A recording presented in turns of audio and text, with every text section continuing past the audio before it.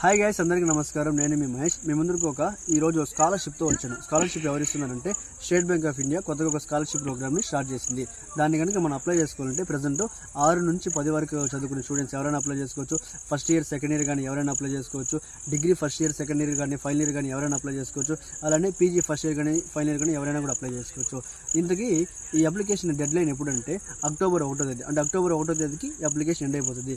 దీన్ని కనుక అప్లై చేసుకోవాలంటే కావాల్సిన రిక్వైర్డ్ మినిమం డాక్యుమెంట్స్ ఏంటంటే ఇంటర్మీడియట్ చదివే స్టూడెంట్స్ అయితే 10th mark list, Aadhaar card, bank passbook, caste, income certificate.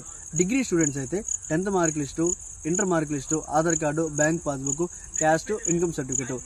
PG students అయితే 10th, inter, degree mark list, Aadhaar card, bank passbook, caste and income certificate. అలానే 6th నుంచి 10th క్లాస్ వరకు చదువుకునే స్టూడెంట్స్కి అయితే వాళ్ళకి ఏముంటుంది 10th స్టడీ సర్టిఫికేటు, లేదా స్కూల్లో చదువుకునే